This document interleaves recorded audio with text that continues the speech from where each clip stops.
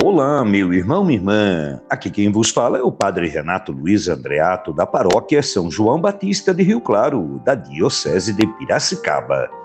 Estou aqui juntamente com a Pastoral da Comunicação para fazer chegar até você, neste fim de semana, em que haveremos de celebrar a festa da dedicação da Basílica do Latrão, dia 9 de novembro de 2025. Esta festa é a festa da Catedral do Santo Padre, o Papa Leão XIV.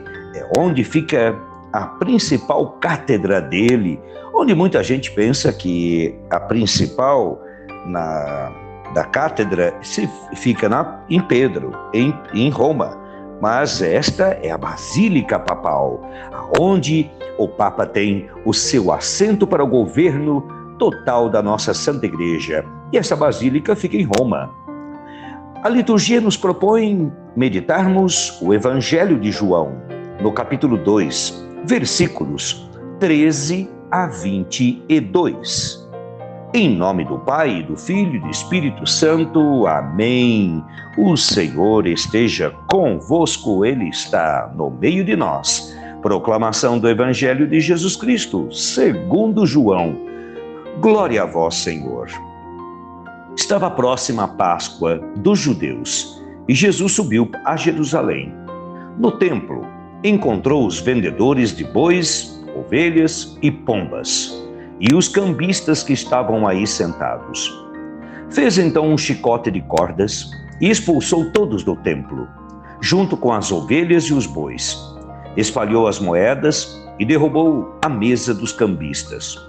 E disse aos que vendiam pombas: tirai isto daqui, não façais da casa de meu pai uma casa de comércio.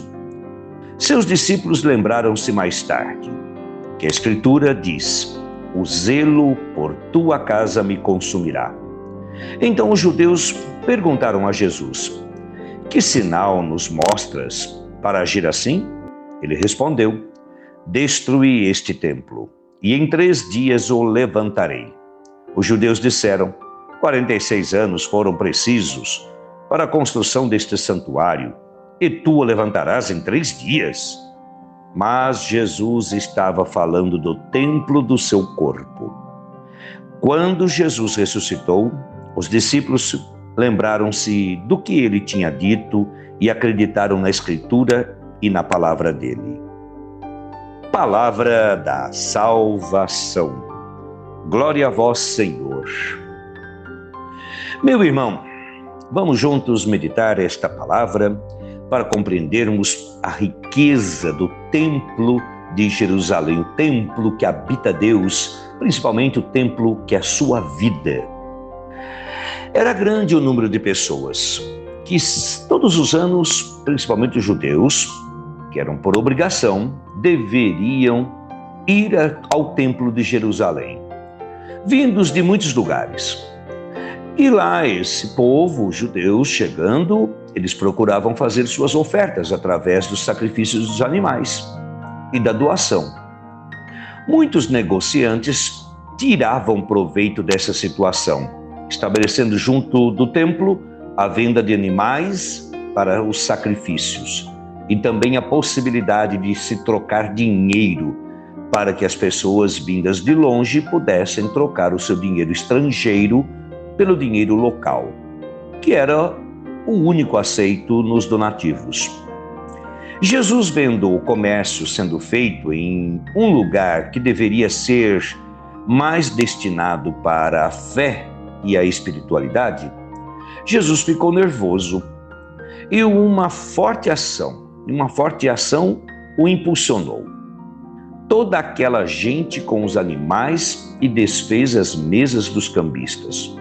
Mais tarde, pensando nesta ação de Jesus, os discípulos lembraram lá daquele versículo do Salmo 69, que fala: o zelo por tua casa me consumirá. Eles entenderam que essa ação de Jesus era mais ou menos um anúncio da paixão, uma vez que o seu desejo para que a vontade do Pai se realizasse era tão forte que o levava a gestos extremos. Os judeus viram tudo aquilo e perguntaram a Jesus se ele não iria realizar algum sinal prodígio para comprovar que ele mesmo tinha essa autoridade para tomar decisões a respeito do templo. Jesus responde falando de um sinal que estava muito além da compreensão deles.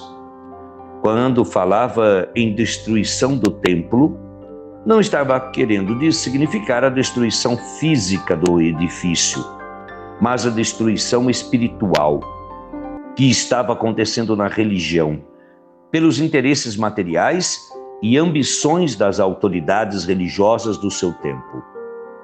E é essa espiritualidade que Jesus restaurou no prazo de 3 dias, que é o templo entre a sua morte, que é o extremo da tentativa de destruição espiritual, do verdadeiro significado da fé, por parte das autoridades judaicas e mestres da lei, e a ressurreição, que é a ação através da qual devolveu para aquele povo o sentido verdadeiro da fé. Sem entender que Jesus falava não do templo físico da construção, mas do templo espiritual, os judeus ficaram confusos. Meu irmão, Jesus é, portanto, o verdadeiro templo. Também os discípulos não conseguiram, de imediato, entender do que Jesus estava falando. Foi somente a partir da ressurreição e do dom recebido do Espírito Santo que eles tiveram condições de compreender plenamente os acontecimentos e as palavras da vida terrena de Jesus. Podemos entender também, no gesto de Jesus, expulsando os vendedores e os cambistas do templo, o significado de que aquela dinâmica de sacrifícios de animais eram práticas religiosas que se tornariam ultrapassadas, porque o próprio Jesus se tornaria a vítima. Com o sacrifício de Jesus, que é o sacrifício pleno e verdadeiro a Deus em favor dos homens, não tem mais sentido o derramamento do sangue de animais, como oferenda a Deus. Pelo sangue de Jesus foi realizado o sacrifício dos sacrifícios. É pelo sangue de Jesus que o perdão do pecado pode chegar até a humanidade. É a partir do momento em que nos unimos ao sacrifício dele, pela participação na Eucaristia, pelo seguimento aos seus ensinamentos e por unirmos nossas dores, nossos esforços, nossos sofrimentos à sua cruz, que passamos a fazer parte dessa nova possibilidade de se chegar ao que Deus deseja para a humanidade, que é a santidade de vida e a conversão do coração. Que as palavras do Santo Evangelho perdoe os nossos pecados. Amém.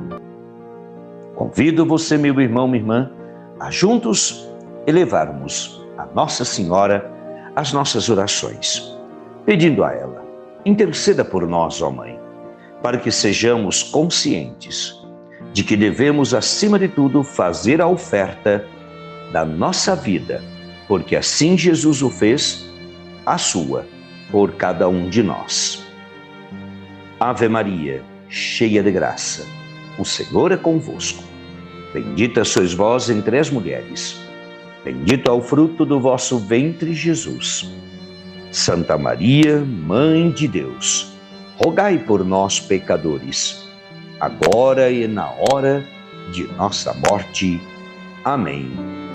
Deixo aqui a você, a sua família, aos seus afazeres deste dia, a minha bênção, pela intercessão de Nossa Senhora e São João Batista.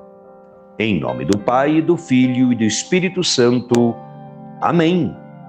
Avante com Maria e São João Batista sempre.